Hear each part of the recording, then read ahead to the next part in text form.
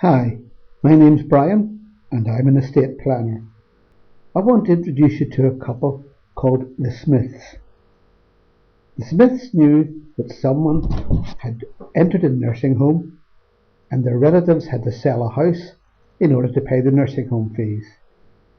This obviously upset the Smiths. When it came round to the Smiths for them to investigate a nursing home, they got the shock of their lives. Let me run a couple of things past you.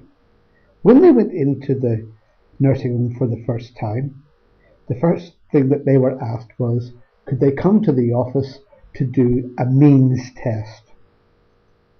During the means test, they were asked, did they know that their ability to pay the nursing home fees would be taken into consideration?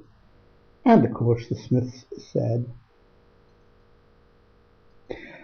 Then they were asked, did they know that the government paid a part of the nursing home fees and that the relatives or the person that was in the nursing home had to pay the balance? The Smiths replied.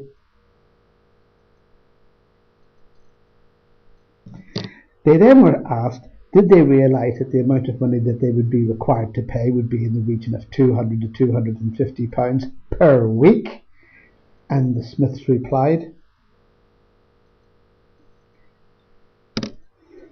The nursing home said that it was because the cost that the nursing home charged was much more than the government gave them, so the balance had to be paid for by the relatives or the patient themselves. When they heard this, their immediate reaction was to say, now of course this was repeated to them, the nursing home has to be paid and either the relatives or the patient has to pay.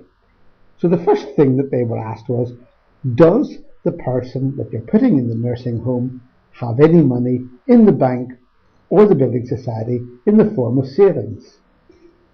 And of course they replied, yes, they had about £1,000. And the nursing home said that was very good, that would amount to about one month in the nursing home. The reply to that, of course, was shock and horror. The Smiths didn't think that was very fair.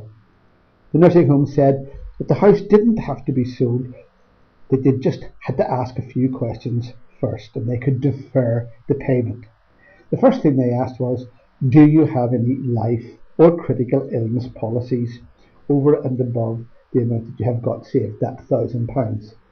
And like most people, the Smiths replied that they did have life cover, but it was only for the mortgage, and when the mortgage was finished, so was the life cover. So they actually couldn't have any life cover to put in place for the relative. Well, the nursing home had to reply, well, you haven't got very much money in the bank and you haven't got any life policies or critical illness policies, so we will have to look to the house and see if the house has enough equity in it, now that you've paid the mortgage off, to see if you can pay the fees. Mrs. Smith replied,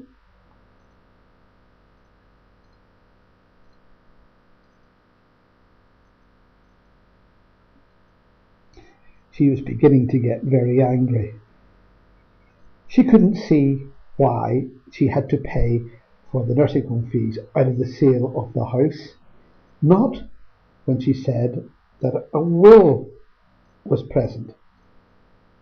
Now, of course, the will that was written was a standard will, and it left everything to the spouse and then to the children. The person in the nursing home did not respond very favourably and said that the nursing home had to be paid first, along with the funeral directors, the inland revenue, the local authority, the banks if there was an overdraft, the credit card companies if there was credit card bills, or loan companies, all of these people, all of these creditors had to be paid first from the sale of the house before the children got anything. And it went through a process known as probate. So the obvious question was, what do the kids get? And the answer is, the kids or the beneficiaries get the residue, the leftovers, whatever's left, after everybody else has been paid. The immediate reaction from the Smiths was, this is not fair. Why should the beneficiaries have to wait? And the answer is probate. Nobody escapes probate, and you must go through probate before anybody else gets paid. Now, it was reinforced to the Smiths that if they couldn't afford to pay, then the person, when they ran out of money, would have to find somewhere else to go, if that was required. So their reaction was that they'd have to look for somewhere cheaper, because they couldn't afford £200 to £250 a week, and they didn't want the money taken out of their house. My name is Brian. I'm an estate planner, and I spend my time helping people to set up trusts in order to have their money and their houses being taken by local authorities to pay for nursing home fees. Now, if you live in Northern Ireland, then all I can say to you is our visits are free. Our home visits are free to people in Northern Ireland. To those outside Northern Ireland, we can correspond by email or by post. We also have a free phone number. If you want to use our free phone number, there's the number on the screen: 0800 0931 007. Some people still prefer the old-fashioned way of letters, so we say to them, that's all right, send a stamped addressed envelope for information, and ask for a pack, and the pack will be sent to you. And here's my address. My address is Brian McHugh, Estate Planning NI, 42 Hollybrook Banner, Hightown Road, Newton Abbey, BT36 7XR. Send a stamped addressed envelope to that address, and I'll send you an information pack about estate planning. If you'd like to see me talk to you on other subjects, then you can go to my website www.nichewizard.co.uk.